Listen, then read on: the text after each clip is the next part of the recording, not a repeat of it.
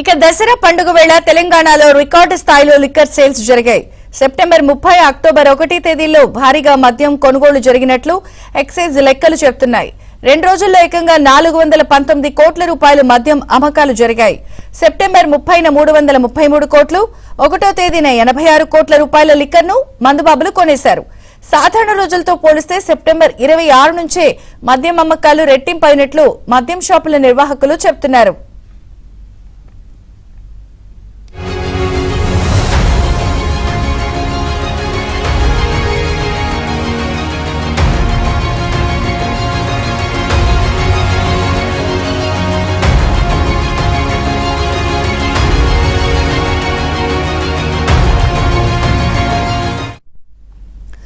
దసరా పండుగ వేళ తెలంగాణలో రికార్డు స్థాయిలో లిక్కర్ సేల్స్ జరిగాయి.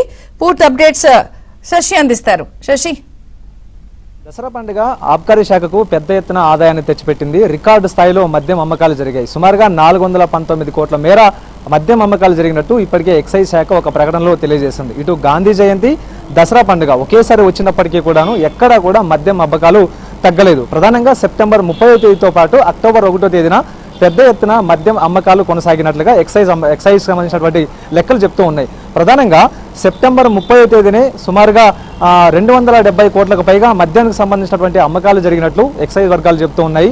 అక్టోబర్ 1వ తేదీ ఆ 275 కోట్లు కాస్త 331 కోట్లకు చేరుకుంది. అలాగే పండగ తర్వాత కూడాను ఇదే తరహా మద్యం అమ్మకాలు కొనసాగుతాయంటూ కూడా ఇప్పటికే ఎక్సైజ్ శాఖ అంచనా వేస్తున్నటువంటి సందర్భం. తెలంగాణలో ఇటు పండగైనా పబ్బమైనా ఖచ్చితంగా మద్యం అనేది చాలా కీలకమంటూ కూడా చెప్పుకోవచ్చు. ఇదే నేపథ్యంలో అంతకుముందు దసరా పండుగ తర్వాత గాంధీ జయంతి ఉన్నప్పటికీ కూడాను ఒకరోజు అదే రోజు మద్యం అమ్మకాలు ఉండవు, బ్యాన్ అంటూ కూడా చెప్పినప్పటికీ కూడాను అంతకు ముందు రోజు నుంచే పెద్ద ఎత్తున కూడా ఈ అమ్మకాలు కొనసాగించినట్టుగా తెలుస్తోంది. అయితే ఈ అంశాన్ని దృష్టిలో ఉంచుకుని ఇటు మద్యం షాప్ నిర్వాహకులు కూడాను ముందుగానే స్టాక్ నుంచారు. ప్రధానంగా సెప్టెంబర్ 26వ తేదీ నుంచి కూడా ఈ మద్యం అమ్మకాలు ఊపందుకున్నాయి. సో అప్పటి నుంచే కూడా ముందస్తుగానే స్టాక్ తెచ్చి ఇంట్లో పెట్టుకున్నారు.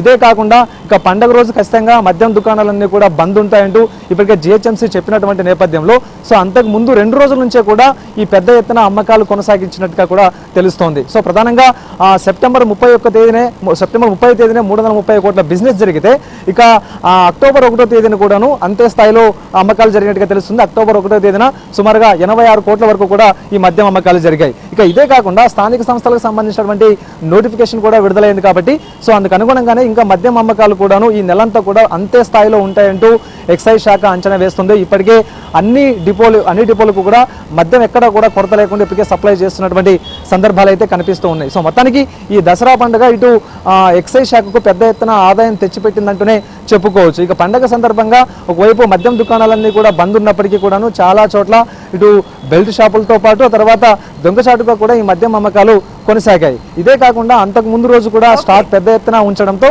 ఆ స్టాక్ కూడా ఇప్పటికే క్లియర్ అయినట్టుగా తెలుస్తుంది. సో మొత్తానికి 419 కోట్ల మేర అబ్కారీ శాఖకు ఈ దసరా పండుగ ఆదాయాన్ని తెచ్చిపెట్టింది. విజయచంద్రిక. Thank you Shashi.